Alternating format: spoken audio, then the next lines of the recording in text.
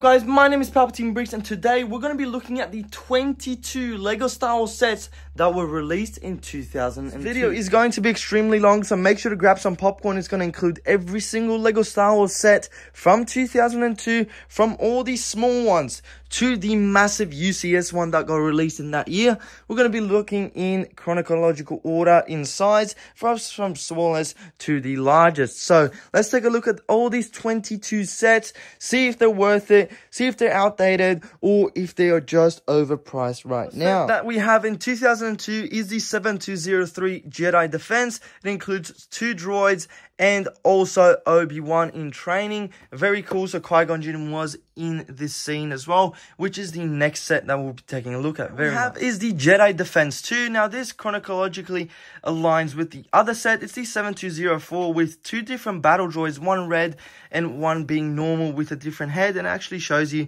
how you can combine the 2 into one set. The 7200 Final Duel. Now I have this signed by Jens Fredrickson, which is the actual designer of the set. This was released in 2002. Very nice set, and you can actually see the one that aligns with it, which is the 7201, which is right here. So that's also Final Duel 2. So if you combine these two, you get a nice little piece right there. You get Luke, Palpatine, Darth Vader, a stormtrooper, and a guard. Very cool 2 little sets. Now let's move on to the little bit larger ones, which is the number 5th and 6th spot. Sets is the 7103 Jedi Duel with Yoda right there on his speeder bike. It got 81 pieces, and it has a little side build that you can actually add onto it, and you can see the back of it. Very cool.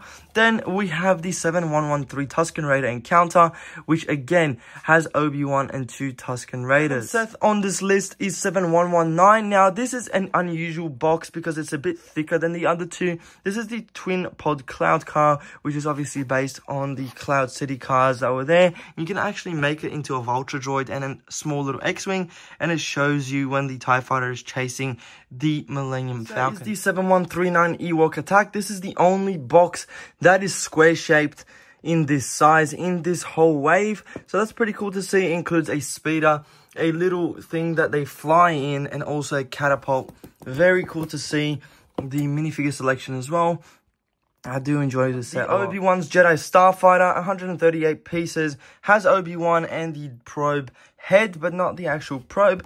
It has the Starfighter, of course, and it shows you the alternate builds as well as some of the builds from that single year as well. Very cool. Honorable mention is an X-Wing that got released in that year. We do have that one built, but I don't have the box for it, so that's coming in the mail. We did buy that one, but that's another set that's included in this year, so make sure if you're buying all of them, the X-Wing is on the list as well as the Jango Fett slave one with the cargo case. That one's very expensive nowadays. I do have that one, but it is locked away, so I couldn't find it for you, but I do have it. Don't worry. 8009 R2-D2, probably the ugliest set ever created by LEGO Star Wars, and it also shows you the C-3PO on the back that is in the year behind. 8012 Super Battle Droid Technic as well.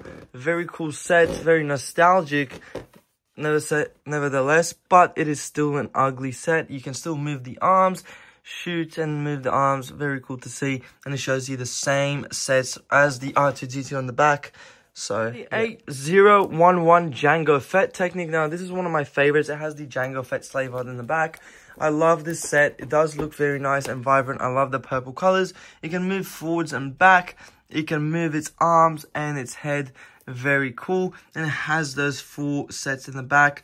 Actually, 5 sets. So, we've got the Chase, the Duel, and the Tusken Raider Encounter, Gunship, and as well as this Super Battle Droid. More expensive sets of this year, if you were to buy it right now, it would set you back a couple $100. It's the Bounty Hunter Pursuit. Now, the reason for why this is so expensive, the actual minifigure in here is very, very rare, as well as these 2 Jedis that we have, which is Obi-Wan and Anakin. So if you were to get this set 7133, it is a very expensive set, as well as for those chrome pieces that it is included in.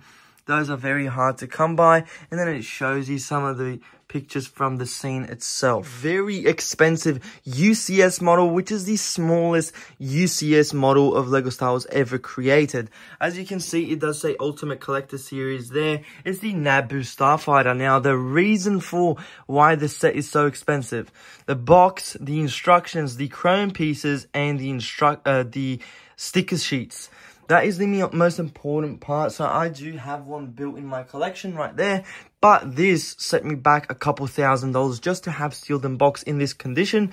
It's 187 pieces. It's ages 9 and plus, which is a bit different from the 18 plus that we are getting nowadays. Then it shows you the picture of the back. So it does show you the sticker from the bottom. The sublight engines that are silver or chrome, I would say. The R2-D2 astromech droid, so you do not get any minifigures in this except for the astromech droid head. Then we get the twin laser cannons, which is also your sticker. So if you do have this set, do not take the stickers off because it's going to get ruined. I unfortunately did apply the plaque, but I didn't apply the other ones. They are hidden in my collection so that they don't get ruined. But yes, this is the most expensive set in this wave, I would say, especially because of this condition. The larger sets, we got the 7152, which aligns with the 7150, which is the exact same model. So I don't count that as two sets. But if you are going to collect every single LEGO Star Wars set, you need to buy them both. This is the TIE Fighter versus Y-Wing. So, a very outdated set. It does have the Darth Vader there in the corner. And then it shows you the back of the model, the alternate builds, as well as the models there parked up in a hangar. Very cool little set. Well, not little, we're getting to a larger scale sets, but it is a good set. The largest Technic set that was ever created by LEGO Star Wars is the Darth Vader 400-piece 8010 Technic set. So, not that great looking. As you can see, the cape is really expensive in the set. So if you were to buy the set, you're going to be set back $100 just for the cape. Having the set sealed is extremely rare, I would say as well. You can move the lightsaber back and forth, move the head back side to side, and it also shows you the Stormtrooper from the year behind. So if you want to get that, that's from 2001. And it also shows you the Darth Vader person in the actual movie itself, and also fighting Luke, his own son there. So very cool to see. This is the last Technic set of this Another really extremely rare set that I have in my collection sealed. This will set you back a couple $1,000 again. It's 358 pieces. And why this set has driven so much in price is due to that Boba Fett Cloud City minifigure.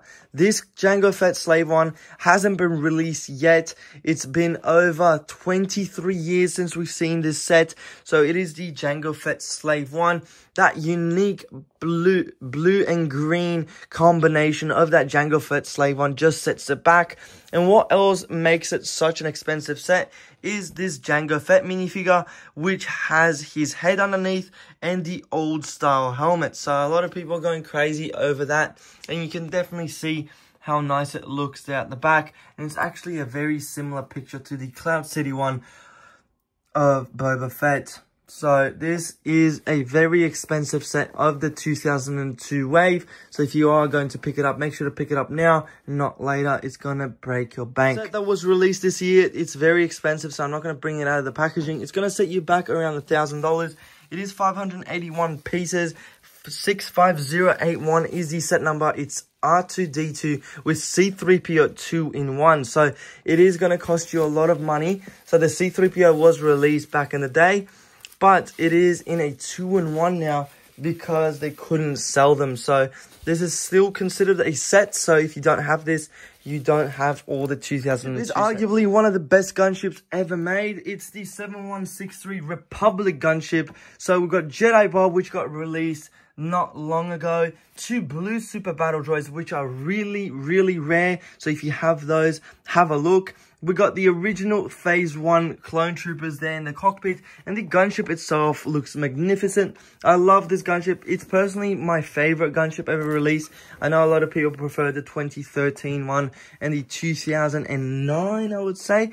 But I do love how it opens up. It's just the nostalgia of it looks so nice. And you can actually change it into a fighter jet, which is not allowed by LEGO Star Wars but they've done it in this set. So it's pretty cool to see how you can actually change that.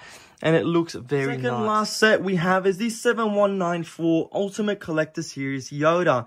Now, this is also a UCS set, so if you do collect UCS models, this is one of the ones that you need in your collection. It has 1078 pieces and it says Jedi Master. So Yoda is the Jedi Master in this case, and this is the UCS model, kind of like the Darth Maul from 2 years ago, 1 year ago, before this year. It shows you a bit of a picture of Yoda sitting down and Yoda looking.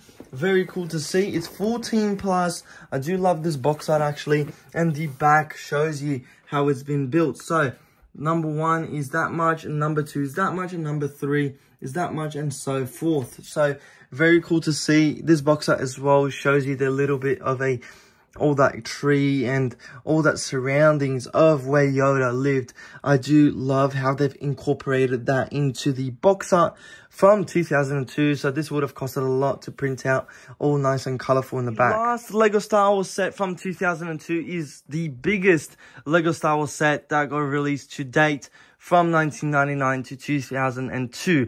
This set had 3,104 pieces. It's the Imperial Star Destroyer UCS. It shows you the dimensions, which is 95 centimeters long. It's a full grey ship. It shows you chasing Starfighter or the Millennium Falcon there, and actually the comparison to the Super Star Destroyer. So this is 16 plus, which is not yet 18 plus, which is a bit weird. It did include magnet pieces for the first time in Lego Star Wars, which is also cool to see.